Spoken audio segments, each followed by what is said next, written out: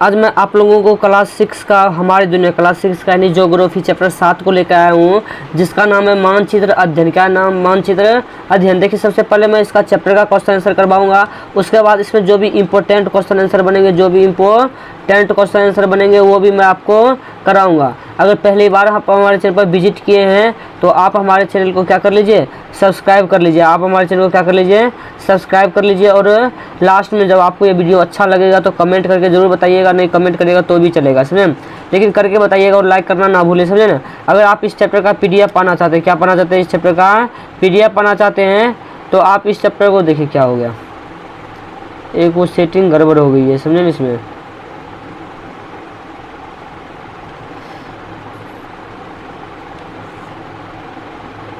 देखिए, अगर आप इस चैप्टर का PDF पाना चाहते हैं, क्या पाना चाहते हैं, PDF पाना चाहते हैं तो आप हमारे मोबाइल नंबर मैं आपको देता हूँ, उस पर आप मैसेज करिएगा। मोबाइल नंबर देता हूँ, आप उस पर क्या करिएगा, मैसेज करिएगा, समझे ना। नंबर है उसका 95 76 39 14 15। इस नंबर पे आप मैसेज कीजिएगा, समझे ना। आपको क्या मिल जाएगा, PDF मिल जाएगा, समझे ना। आप इसके लिए टेंशन मत रहिए, फ्री में मिल जाएगा, समझे ना। अब देखिए आगे, देखिए इसको देख लेते हैं। पहला कहता है सही विकल्प पर सही का निशान लगाइए, जो सही होगा उस पर, समझे ना। कहता है कि जमीन पर बड़े भाग को कागज पर दिखाने के लिए प्रयोग करते हैं। देखिए, बड़ा कागज को जमीन पर छोटे कागज दिखाने के लिए हम छोटे मापक का उपयोग करते हैं। किसका उपयोग करते हैं, छोटे मापक का उपयोग करते हैं। तो यही इसका आंसर हो जाएगा। अगला कहता है कि जिस मानचित्र में पर्वत, पठार, मैदान इत्यादि को दर्शाते हैं उसे क्या कहते हैं, तो उसे हम कहते हैं भौतिक मानचित्र। क्या कहते हैं, भौतिक मानचित्र। पहले आप इस चैप्टर को गहन अध्ययन करिए, समझिए, इस चैप्टर का पूरा गहन अध्ययन करिए। जो भी बीच का टॉपिक स्लाइड है उसको आप पढ़िए, उसके बाद ये देखिए वीडियो आपको पूरा समझ में आएगा, कोई दिक्कत नहीं। इसमें सारा चीज़ लिखा हुआ है बीच में, समझे।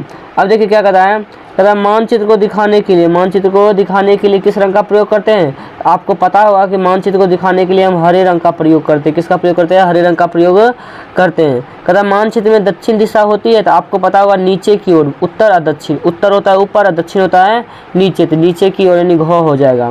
कहता है मानचित्र निर्माण में ध्यान रखना होता है, तो मानचित्र में देखिए संकेतों का भी ध्यान रखना होता है, दिशाओं का भी ध्यान रखना, मापकों का भी ध्यान रखना होता है, और डीम का रखिए उपर्युक्त सभी, यानी तीनों का रखना होता है। इसका मतलब क्या हो जाएगा, उपर्युक्त क्या हो जाएगा, सभी। आशा करता हूँ कि आप ये समझ गए होंगे। अब आइए अगला देखते हैं। अगला क्या कहता है, कहता है खाली जगहों को भरिए, खाली जगहों को भरिए। कहता है मानचित्र में जलीय भाग, यहाँ जलीय होगा, जलीय भाग को डैश रंग से दिखाया जाता है, तो जलीय भाग को नीला रंग से दिखाया जाता है। और मतलब कि हरा भरा पेड़ पौधा घास होता है उसको क्या, उसे हम हरा रंग से दिखाते हैं। कहता मानचित्र में उत्तर दिशा हमेशा होती है। देखिए, उत्तर दिशा हमेशा जो होती है वो ऊपर की ओर होता है, ऊपर उत्तर होता है, नीचे क्या होता है, दक्षिण। इस साइड क्या होता है, पूरा, और इस साइड क्या होता है, पश्चिम। इस साइड पश्चिम होता है। कहता जनसंख्या मानचित्र डैश मानचित्र का उदाहरण है, तो आपको पता होगा कि थीमेटिक मानचित्र, आप खटाल में देख लीजिएगा, समझे। अब आता है 3 नंबर। कहता है कि निम्नलिखित प्रश्नों और प्रश्न है उनके उत्तर दीजिए। उनके क्या दीजिए, उत्तर दीजिए। तो आपको उत्तर देना है, समझे ना। देखिए कैसे दीजिएगा। कहता चित्र एवं मानचित्र में क्या अंतर है, सबसे पहले चित्र बताइए। कहेगा कि चित्र किसी वस्तु को बनाए जाते हैं जब मानचित्र किसी घर या गांव, शहर, राज्य या देश बनते हैं तब बनाए जाते हैं। चित्र ऐसे बनते हैं जैसे कोई व्यक्ति उस वस्तु के सामने से देख रहा हो। चित्र मतलब ऐसे बनता है कि जैसे कोई व्यक्ति उस वस्तु को सामने से देख रहा है। लेकिन मानचित्र ऐसा नहीं बनाया जाता है, मानो उस चित्र को कोई व्यक्ति ऊपर आसमान से देख रहा हो। चित्र के में पैमाना और दिशा नहीं होती है, लेकिन मानचित्र में पैमाना और दिशा अनिवार्य होता है, समझे ना। अब आइए अगला देखिए, अगला क्या कहता है। अगला कहता है अगर आपको विश्व का मानचित्र बनाना हो तो आप किन किन बातों पर ध्यान रखना होगा। कहिएगा कि अगर हमें विश्व का मानचित्र बनाना है तो सबसे पहले हमें कागज़ का आकार देखना होगा, उसी आकार के आधार पर पैमाना निश्चित करेंगे। महाद्वीपों को स्पष्टता से दिखाकर उस पर नाम अंकित करेंगे। महासागरों को नीले रंग से दिखाएंगे, दिशा के संकेत का अवश्य प्रयोग करेंगे।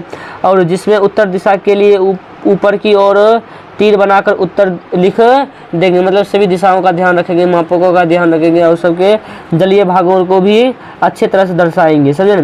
कहता मानचित्र में इस्तेमाल किए गए रंगों किसके प्रतीक होते हैं, कि मानचित्र में इस्तेमाल किए गए रंग इसके विभिन्न स्थानों के प्रतीक होते हैं। इसीलिए महासागर का रंग नीला, पर्वत का रंग भूरा, पठार का रंग पीला तथा मैदान का रंग हरा दिखाया जाता है। ये रंग इन स्थानों के लिए रूढ़ हो गए, मतलब कि यही हर जगह दिखाए जाते हैं। अब अगला 4 नंबर क्वेश्चन देखिए क्या कहता है।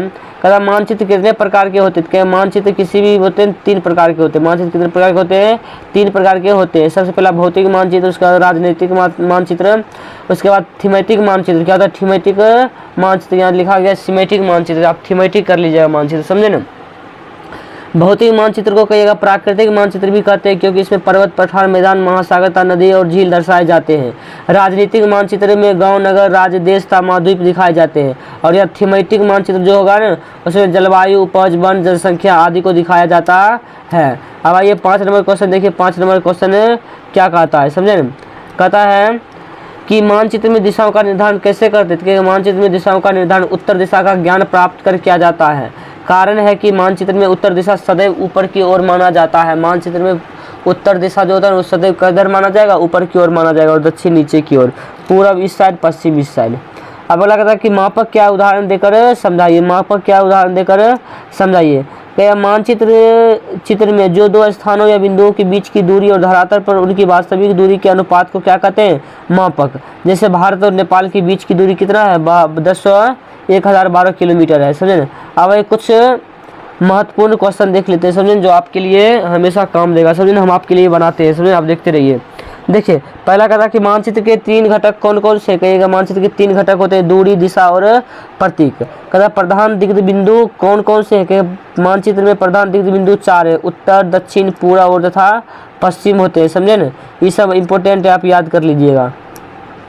कहता मानचित्र के पैमाने से आप क्या समझते हैं। मानचित्र के पैमाने से तात्पर्य है कि उस एक स्थान से दूसरे स्थान की दूरी जानकारी प्राप्त करना। माना कि किसी स्थान की दूरी कितना है, 100 किलोमीटर है, तो मानचित्र पर कोई छोटा पैमाना लेकर उसे दर्शाएंगे, जैसे 1 सेंटीमीटर बराबर 100 किलोमीटर, ऐसा मान सकते हैं। कारण कि मानचित्र का आकार में छोटा होता है, अतः सुविधा के लिए 100 किलोमीटर बराबर हम क्या लिखेंगे, 1 सेंटीमीटर। पैमाना का मानचित्र के नीचे लिख दिया जाता है 100 किलोमीटर, सेंटीमीटर या 1 सेंटीमीटर। 100 किलोमीटर बराबर 1 सेंटीमीटर, 100 किलोमीटर। इससे मानचित्र में स्थानों की दूरी का पता करना आसान हो जाता है। अब आइए देखिए 2-3 क्वेश्चन और बचा है, उसको भी हम कर ही लेते, काहे छोड़ेंगे इसको भी। कहता ग्लोब की अपेक्षा मानचित्र अधिक सहायक होते हैं, क्यों। कहिएगा पृथ्वी को समझने के लिए ग्लोब उपयोगी है, लेकिन किसी महाद्वीप, देश या राज्य जानने समझने के लिए ग्लोब की अपेक्षा मानचित्र ही अधिक सहायक होता है। कारण यह है कि इसे सपाट कागज पर बनाया जाता है और आवश्यकता अनुसार उसकी दूरी रखी जाती है। किसी देश का मानचित्र बड़ा होगा तो किसी राज्य का छोटा, प्रखंड या गांव का मानचित्र तो और छोटा होता है, जिससे बड़े कागज पर दिखाने से सब बातें अधिक स्पष्ट हो जाती है। अब आइए 5 नंबर देखते हैं क्या कहता है।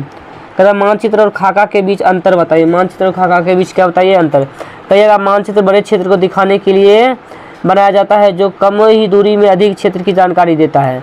खाका जो तो किसी छोटे स्थान की जानकारी के लिए होता है। गांव, टोला, मोहल्ला आदि को मानचित्र के खाका या खाका के रेखा चित्र कहते हैं। खाका रेखा चित्र जो होता है ना, किसी मकान या उससे किसी कमरे का भी हो सकता है। अब आइए अगला देखिए 6 नंबर क्वेश्चन क्या कहता है।